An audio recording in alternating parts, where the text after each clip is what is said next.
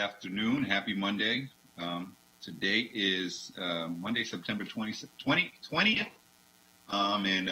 Welcome to September version of the Intergovernmental Relations Committee. I, along with my co-chair, Tara Pukaria, here to welcome you. I guess we should start with those introductions. Brian Braxton Winston, co-chair, serving at large. Sark Bakari, co-chair, serving at District 6 level. Greg Phipps, serving at large, committee member.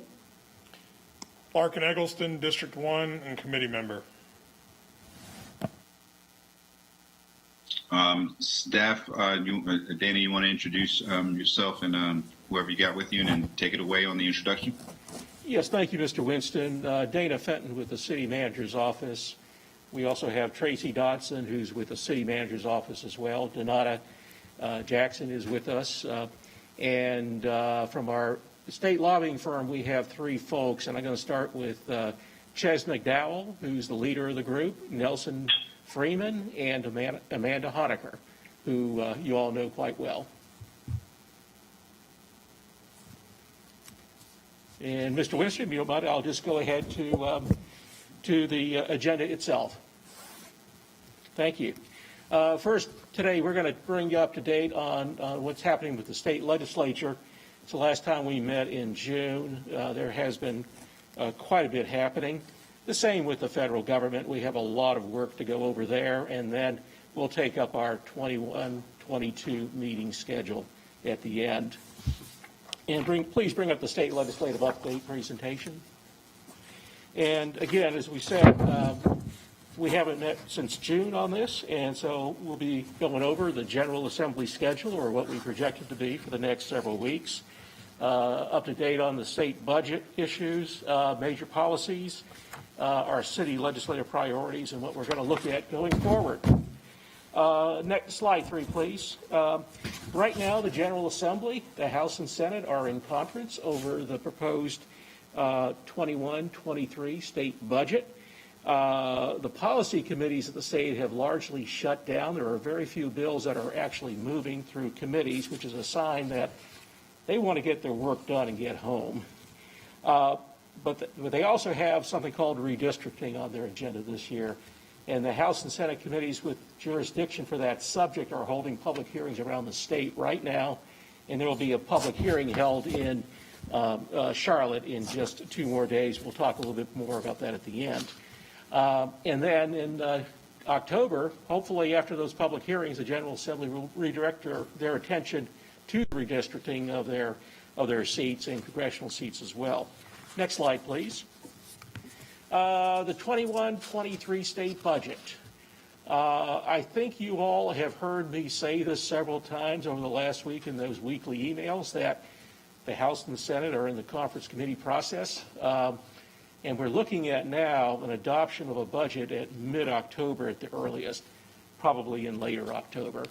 The House and Senate have got to make their agreement on what they want to seek and then allow the governor to take a look at the budget to provide his input. And that's going to take a few more weeks at least. They have reached agreement on the overall spending levels for the budget. They have had a couple major areas of disagreement that have prevented them from moving forward. That is how much additional funding they'll put into the savings reserve, and whether the NC Department of Transportation will receive any general fund support. What's complicating that issue is that if the federal bipartisan infrastructure plan passes, then there'll be quite a bit of funding for the Department of Transportation. Next slide, please. There are some areas of agreement which are good for us between the House and the Senate. There's full funding for the North Carolina Airport Improvement Program, which is one of your legislative priorities. Full funding for the state maintenance program for transit maintenance needs. They restore full funding for the Powell Bill program. And of course, that provides funding for local road maintenance. The House even has an increase in it starting in 23. And also the Links Blue Line extension is funded. This is the reimbursement to the city for the state share of construction, $26 million over the biennium. And then the state search and rescue program is funded at $2 million per year. This is one of our issues from the 2019 legislative agenda, as you all may recall. And also turning to the next page, there are some policy items that staff brought up a few weeks ago. We received that alert from the North Carolina League of Municipalities about these provisions in the budget, and we responded very quickly to that. We notified our Senate delegation, and don't have anything really to say about this, about where they are with these right now. But hopefully there were a lot of local governments that were making their positions well known on these. And I see Nelson Freeman is on. And Nelson, do you have anything you'd like to share about the budget? The things I'd like to say about the budget, again, this is Nelson Freeman. I do want to reiterate that Lauren Henderson is also on the line with us from the Kilpatrick team, as well as John Easterling, who y'all would have met and seen before. The things I'd say about the budget is that, as Dana noted, many of the policy committees had been taking a little bit of a hiatus as we had many of the legislative leaders truly hammering out the finer points, the details of the budget. Those elements do seem to be crystallizing as of Saturday morning. All of the different area chairs, which includes education, transportation, health and human services, have finished their portion of the work, meaning that the individual section folks have finished their elements, and in any unresolved items have now flowed to what is termed as the full appropriations chairs in both the House and the Senate. They will hammer out the answers that they can get to beginning early this morning through the end of this week, and then obviously the decisions will kind of move up the food chain from there. I will say that it does appear in many respects that the governor's office has been at least communicating to the elected leaders, and that they are certainly taking a lot of their recommendations and suggestions to heart. So I think that is a good thing. On the policy committees, I will note that once the budget does begin to proceed and there is, quote unquote, a light at the end of the tunnel for this legislative session to wrap up, you will see a substantial ramping up of policy committees beginning to meet again as they try to wrap up this year's policy priorities. I would agree very wholeheartedly that we would be looking at the earliest possible date of a mid-October delivery of a comprehensive biennium budget to the governor. Thank you, Nelson. Moving on to the next slide, please. There are also some major policy issues this year that the General Assembly has tackled. A couple of them right here. Let me preface this slide by saying that these two bills were recommendations of the House Select Committee on Community Relations, Justice, and Law Enforcement.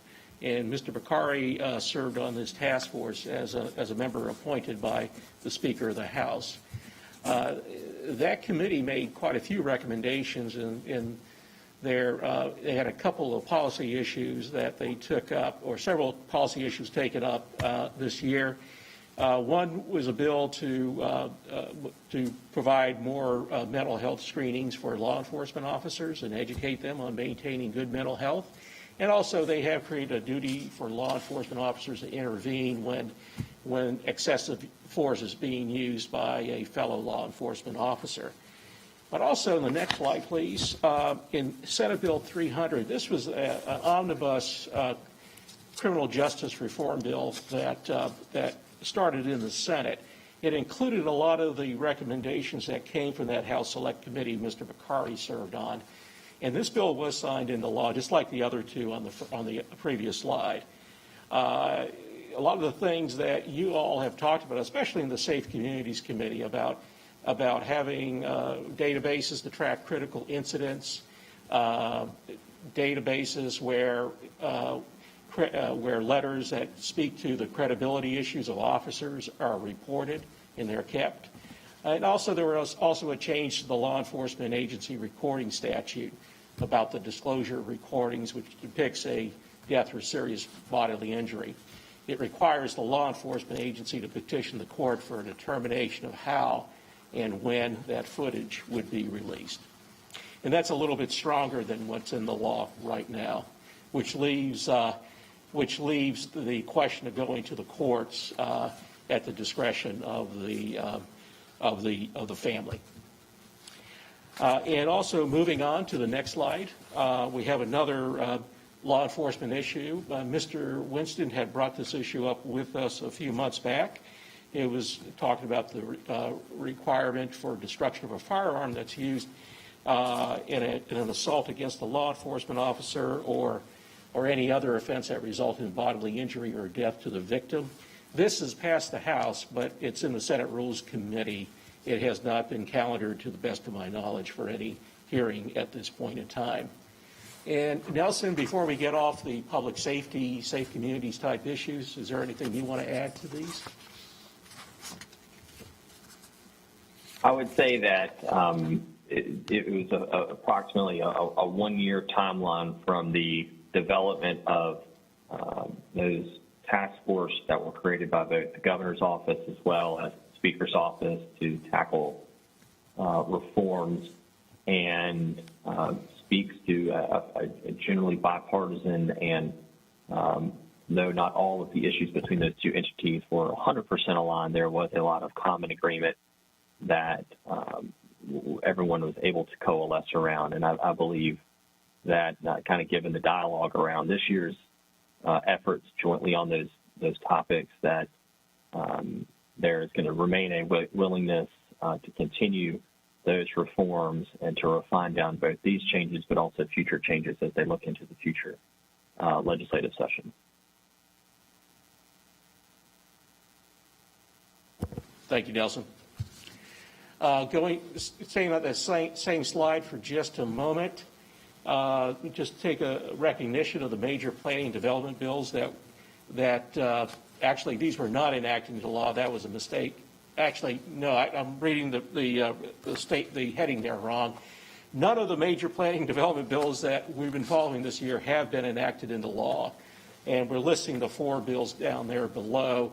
The 3 that we're really watching are the bottom 3, the commercial property plan review bill, the plan review and certificate of occupancy changes, and various land use law changes. The first bill did not receive a very good hearing in the Senate, and it's been sent to the Senate Rules Committee.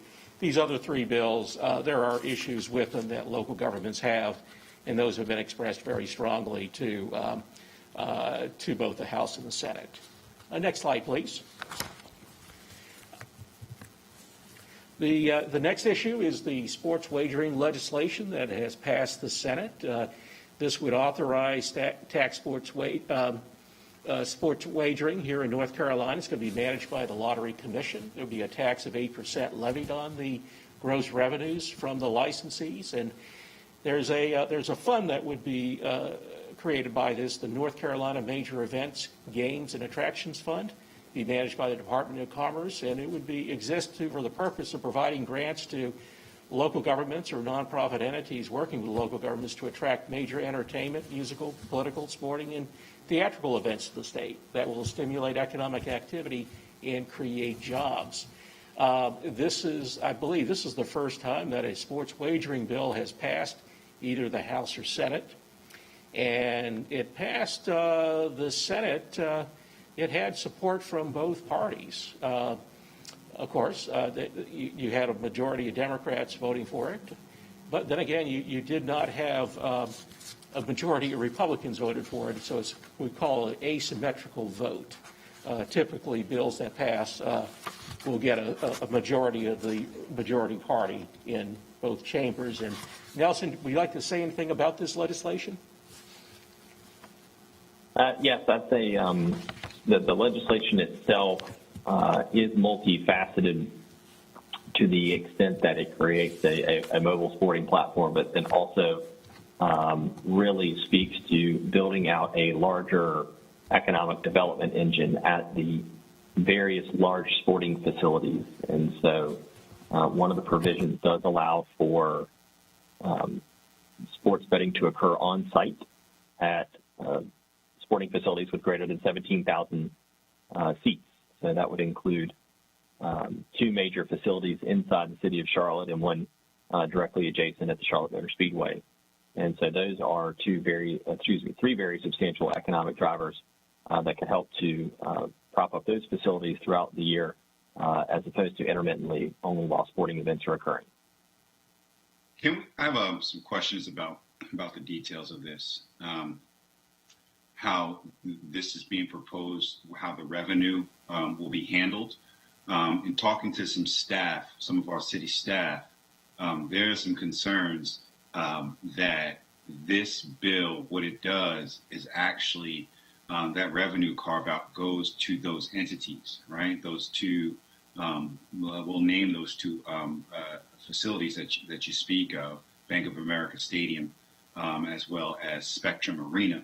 I would also point out there's a carve out for major golf events, and we'll be at Quail Hollow. We'll be hosting another PGA event in the President's Cup in the future, so that would be subject to it. But there's the concern that those private entities would actually directly control the revenue, and we would not have any type of say from a city standpoint.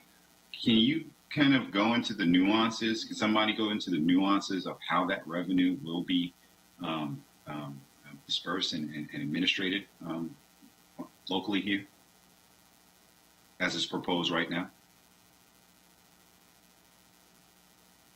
This is Nelson. I think Chet's going to try to get himself off mute really quickly. He has a better grasp on the allocation of the funds. More specifically, Councilman, are you asking about the major events fund revenue or the actual tax revenue that's generated by the bill? Is there a section of revenue that will go directly to those private entities and not come through any type of local control?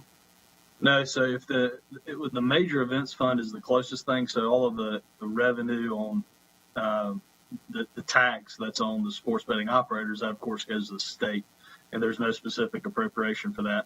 But in the major events fund, that revenue goes to a pot to be administered currently by the executive branch.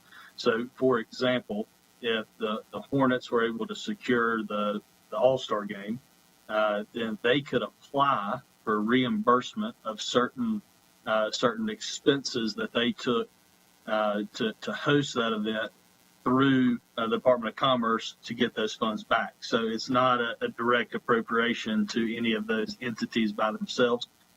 Think of it like a JDIG type fund, except it's only for these major events. So it is true that there's potentially a revenue, like these individuals, because there's only a certain, the Panthers, the Hornets, and the PGA, or whoever's operating at Quail Hollow, are the ones that would get actual parts of the revenue generated from this legislation. There's a pathway for that to happen. There's also the Hurricanes in Raleigh and Sedgefield Country Club in Greensboro. Well, I'm talking. Right, but it just related to Charlotte. Yes, there's a path for them to recoup expenses through that fund. Yes. It's all right. So, we own. I think it's going to be a bit confusing and of concern as we straighten these things out, right? We own the arenas, we own the venues, but it seems like there is a missing carve out for us in the investments to get that revenue, and that's something that I'm concerned about. I know these concerns come from talking with staff, and something that I think we really need to pay attention to. I think those can have real effects on future negotiations potentially, and it's just the precedent of there's a certain precedent that I'll be watching, be concerned about. If we need. Councilmember, I think I understand maybe a little slightly better the question now. So the Major Events Fund is to reimburse whomever has worked to recruit a major event. So it could be everything from the local government to the sports teams to the leagues themselves working here. So anyone could be recruiting a major event to the state of North Carolina and could apply for a reimbursement of those expenses that they incurred as part of that reimbursement. And, if there was some form of a local incentive package that was put together, which is separate from the development of a sports betting location that would be on site at those exclusive 17,000 seating capacity facilities and over. And so those are kind of very much two distinct buckets. There is not a circumstance where those facilities would be getting a direct line benefit unless they had recruited a large major sporting or theatrical event as defined by the statute to the state. And that would, presumably, if you use again Chess's example of recruiting the NBA All-Star Game, again, that is probably a multi-level, multi-entity marketing effort to recruit and attract the NBA to come back for the All-Star Game. And so those would be where the local entities, the organizations that worked to recruit those facilities would receive some level of reimbursement from those efforts. Last comment again. I just want us to continue to watch this closely and be engaged. And I think council members, we really do need to. There's some nuance here. There's not a one size fits all solution statewide. The hurricanes were mentioned, right? But the hurricanes building is managed very differently than our buildings, right? Their building is managed through a state commission. Where our venues are not. So I just want to make sure that Charlotte, Mecklenburg County, this area is getting a fair shake, and we are not harmed by something that is overall positive to the state. Thank you. Thank you, Mr. Winston. Next slide, please. And we're going to just go over our legislative priorities for the year, where we stand with those. The first one, as the slide is advanced to slide 11, is the Transformational Mobility Network. As the council knows, we're working with the Business Alliance at this time, and also that the city is putting together a financing plan for the TMN. The second, the North Carolina Airport Improvement Program. We talked about that previously in the presentation. The Firefighters Retirement System legislation is still in the Senate Rules Committee. And digital divide, the affordability issue that we're focused on was not addressed in either the North Carolina House or Senate budgets, but it has been addressed more comprehensively in the federal legislation, the Bipartisan Infrastructure Plan. And I'll talk a little bit about that later on when we talk about the federal legislative priorities. And next slide, please. You've seen this one before, the subpoena power. That legislation was not considered.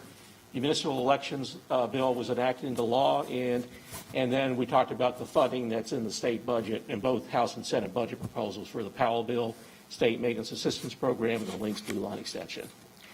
And next slide, please. Going forward, I think you've heard that there's going to be more to report on this legislative session, and of course redistricting as well.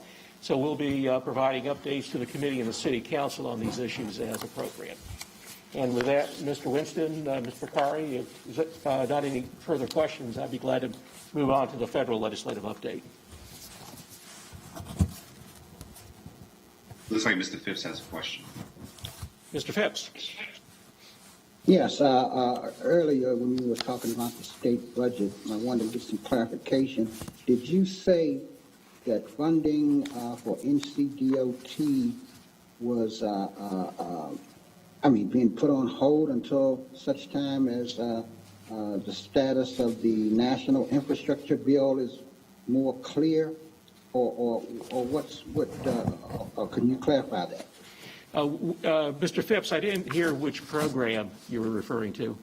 I was talking about the budget, any state budget allocations for NCDOT. Oh, yes, NCDOT, yes. Yeah, uh-huh. In the bipartisan infrastructure plan, there's quite a bit of funding that would go to states for highways, bridges, and so forth. It's referred to as formula funding. And I don't have amounts as to how much would go to it, but my understanding is that the leadership is taking a look at that to see whether they should put any general fund support into NCDOT. And So is the thinking then that the state itself, if national funding would come to pass, that the state will bypass any kind of funding allocated to NCDOT? yeah, that's something that happens quite a bit. When there is federal funding, sometimes the state will change what they were planning on doing for that reason. They're trying to make those funds go further as far as they can across the board, not just DOT, but all different areas across the state. Did they give any indication of what they were contemplating given apart from this national funding? Who knows if it'll come to pass or not. So did they have any idea of what they were planning to allocate? Yeah, I believe it's a House budget, Nelson, Chaz, correct me if I'm wrong, but I believe over 2 years it was $500 million allocated to NCDOT. It was a transfer of $500 million, sir, from the state's general fund to the state's transportation budget. So rather than just having exclusively revenues generated from fuel tax and other associated fees with the ownership and the use of motor vehicles on the road, the House had opted to allocate a certain proportion of $500 million from the state's general fund to the Department of Transportation to fund various projects that had either gotten stalled out due to the pandemic or due to some of the funding restraints that the department had found itself in over the preceding 24 months. Okay, then, so even given that amount, I mean, I think they would recognize that $500 million, I mean, I don't know if that would be adequate to be able to more or less devote to the many projects we have statewide. But I guess then what you're saying that any supplemental funds would not be forthcoming if the national infrastructure bill takes effect. Mr. Phipps, I don't think the state's transportation. Mr. Phipps, I don't think we can say that that if the federal funds come through, that there won't be any supplemental state support at this point. Okay, but that's what I was getting at. I mean, because I thought my impression was that we're waiting on the federal money so as not to be, have to put any state money in. But I'm wondering if we would use even state money to supplement what we would get on a national level. So we don't know that yet? We don't know that yet. That would have to be decided in their budget agreement. And that has not anything, a lot of the things in there have not been made public unless, Nelson, do you have any information that indicates otherwise?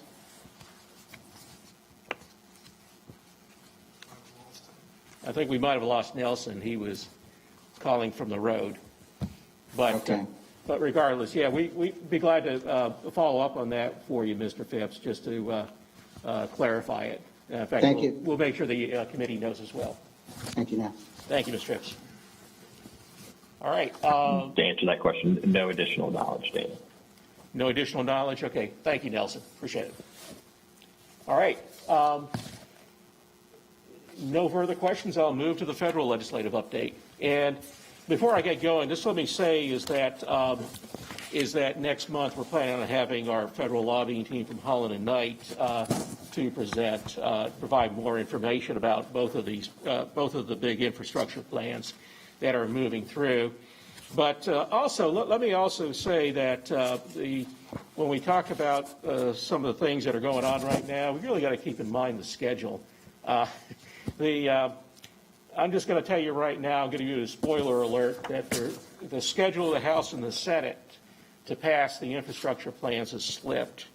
There are some things that have gotten in the way of their original plans to try to get something passed and get both plans passed in both houses by the 27th of September. It's not going to happen by next Monday. So let's talk first about the congressional schedule. Next slide, please. But they had a very, very aggressive schedule to try to get these infrastructure plans, the bipartisan infrastructure plan and the human infrastructure plans, passed by September 27th. It's just not going to happen. They're going to have to deal with, first of all, a continuing resolution to keep the U.S. government operating past October 1. They need to raise the debt ceiling, and the negotiations on those two plans are becoming more difficult as time passes on. Next slide, please. And the bipartisan infrastructure plan, this is the one, of course, that passed the Senate on a great bipartisan vote. It's a $1.2 trillion package for what we call hard infrastructure, of which $550 billion is new spending, and that would be spent over a 5-year period. And there is additional funding for major issue areas that we have: public transportation, rail, sustainability, water, wastewater, aviation, highways, and digital inclusion. There's a lot of things in here that meet your goal in the transportation and infrastructure part of your federal legislative agenda. Next slide, please. Now the human infrastructure plan. This is the second one. We've referred to this previously as the FY22 budget resolution. The committees that have jurisdiction over these areas have gotten their legislation to the Budget Committee, but the House Budget Committee has pushed back their consideration of it to a later date, probably because of all the negotiations that are going on. So the September 27th passage date is not going to be achieved. Next slide, please. And the major areas in here that we saw a benefit to the city, areas of affordable housing. For example, there's $35 million for just the Home Investment Partnership Program, which is on an annual basis, we might get the Congress might appropriate about $3 to $4 billion for that program. You have an expansion of the low-income housing tax credits, and there's also funding in there for workforce, community, and small business development for efforts to address climate change and for community violence interruption. And we don't have all the details on those areas yet because the legislation was passed by those committees to the Budget Committee late last week. So we really don't have any details to share with you at this time. One thing we did learn last night, the proposal for immigration reform that was part of this plan was ruled out of order by the Senate parliamentarian. It violates the Senate Byrd Rule, which is the rule that allows for budget reconciliation, which is the process to get around the 60-vote requirement in the Senate to get an issue to the floor for debate and vote. And, of course, I think you've all been reading this. We're going to have a very close vote on this bill in both chambers, in both the House and the Senate. So nothing, if they get to a vote, it will be very close. And right now, nobody knows how much this total bill is going to be, whether it's going to be the $3.5 trillion. Actually, it's looking like they're not going to have $3.5 trillion. It's going to be a lesser figure. We just don't know at this time how much it's going to be. So a lot of this is up in the air, and you're probably not looking at approval for this until mid-November sometime. Next slide, please. Another major policy issue we've been following is the police reform. When we last met, the negotiators, actually after you met in June, the negotiators on the George Floyd Justice and Policing Act announced that they had reached an agreement and were then working on the legislative details. And this is the legislation that It incentivizes local governments to adopt policies prohibiting certain practices. A lot of these were talked about in the Safe Communities Committee last year, like banning the use of chokeholds, requiring de-escalation techniques, issue warning before shooting firearms, requiring law enforcement officers to undergo the federal duty to intervene training, require use of force continuum, and to report data on law enforcement practices to their state's attorney general. By the way, that last part of creating reporting data on law enforcement practices to the state attorneys general, the legislation that was passed by the North Carolina House and Senate and signed into law, SB 300, provides for that. Next slide, please. And as we go over our legislative priorities, transportation infrastructure, I said before that this includes a lot of funding for the areas that you've identified as priorities. Airfield improvement projects, this is the fourth parallel runway and the other projects that are associated with it. We have started to position our delegation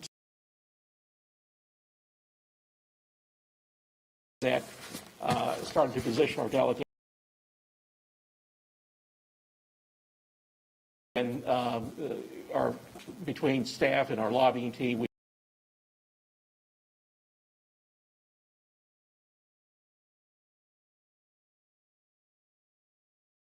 Please. Again, they tried to address apparently, and the COVID-19 guidelines, the CDC still, or actually I should say the Centers for Disease Control and Prevention still are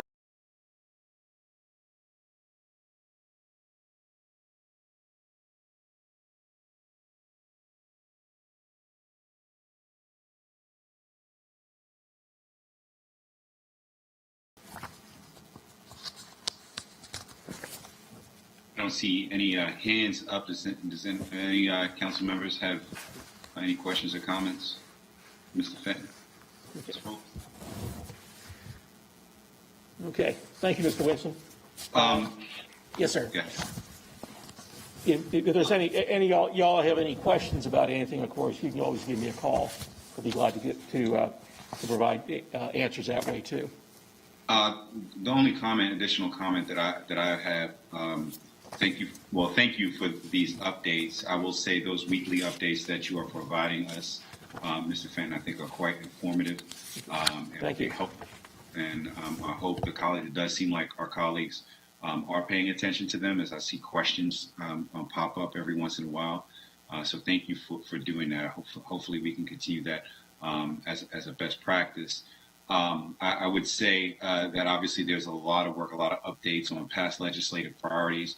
In our last, the first meeting of the month in September, we talked about the possibility of diving into our new legislative agenda process as time continues to pass. So I know we don't necessarily have that on the agenda for today, but I'd like for us to get a communication out to our colleagues for them to be thinking about ideas and get stuff to us so Mr. Fenton and his team can get to work on the research that is necessary to make an informed decision in the next couple of months. And a timetable which you would advise us to think about given the short session, elections, and everything like that.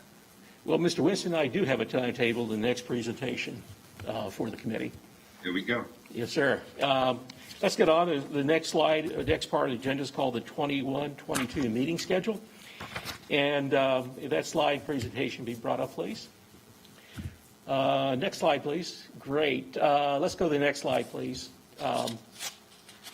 Yeah, here we go. I think as I said on Friday, stated on Friday in my weekly communication, it was the third Monday of the month between September and June, then it must be the IRC.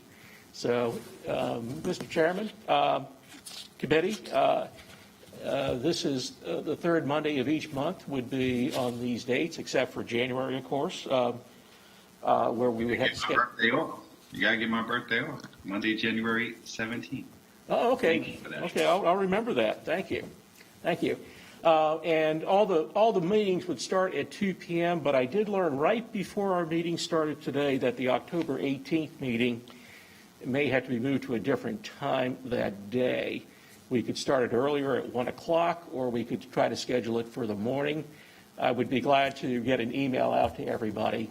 Understand that there was an email sent out to you all about the redistricting public hearing that will be held later that day at 3 p.m. Mr. Chair, if you'd like a motion, I'll make one. Go ahead. I'll make a motion to adopt this meeting schedule as presented, and then we'll follow up, Mr. Fenton will follow up via email to determine the best time to adjust our October 18th meeting to accommodate the other commitments we have that day. Second.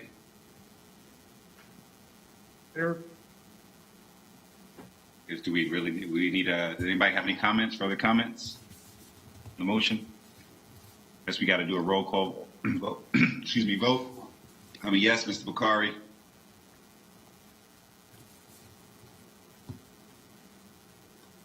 Can't hear you. Yes. There we go. Mr. Phipps. Yes. Mr. Eggleston. Yes. Thank you very much. Thank you, committee. And moving on to the next slide, let's talk a little bit about the 22 sessions that will be coming up next year in the Congress and General Assembly. I think we all know that generally not much gets done in the short sessions for both the Congress and the General Assembly. The main focus will be in the Congress on passing a fiscal year 23 budget. But because it's an election year, very few of any new major policy issues will be brought up. And it's pretty much the same at the General Assembly. We believe the General Assembly will convene in late April or early May.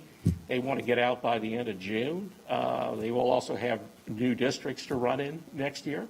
They need to probably need to do more work in their districts, they believe. And then the short session introduction rules narrow the types of legislation to be introduced. And essentially, they're basically, for the most part, amending the budget they would pass this year, considering any other eligible legislation. And it really leaves us, the city, for the most part, to use the short session to play defense. There will be legislation from this year that'll be eligible for next year that we're still watching, like the development issues that we talked about in the state presentation. So moving to the next slide, please. And Mr. Winston, as you said, typically whenever we have legislative agendas for the short session, or for the even years, I should say, we typically adopt those or work on those after the new council takes office. And they're typically adopted in February in advance of our meetings with our congressional delegation. But, you know, the delay of census data this year forces your elections to 2022. And your filing periods start this year on either December 6th or January 3rd of 2022. And then you'd have your election next year on either April 26th or May 17th, depending upon whether we have any second primaries as a result of the congressional races. So, I can't remember exactly what it is, but I'll get back to you on that.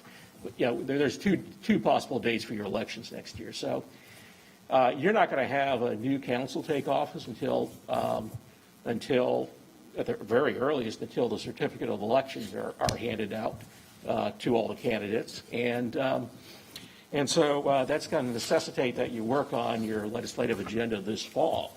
Now, with the next slide, I do have a schedule here.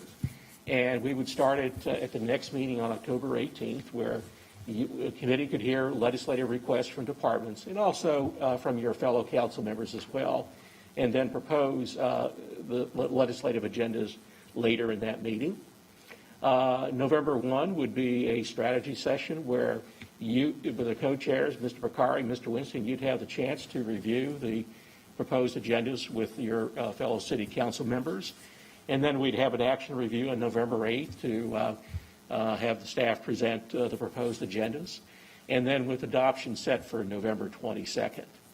I know typically last year our meetings to hear legislative requests and consider the proposed agendas We had a lot of issues last year, but that was in advance of a long session at the General Assembly and with the U.S. Congress with all the things they were considering. We're just not going to have as many issues to consider for this upcoming 22 federal and state legislative agendas. And then, of course, we would have our briefings with a congressional delegation. I have penciled in March 6th through the 9th, depending on what the National League of Cities does for their spring conference, and sometime in April for a General Assembly delegation. And, Mr. Chairman, I would be glad to answer any questions from y'all in the committee.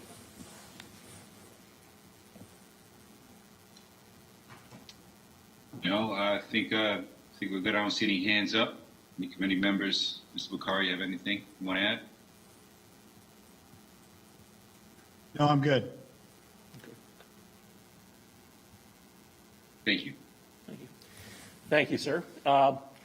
And on that schedule for the October 18th meeting, I will get back to you all with some proposed times for that meeting. Sounds good.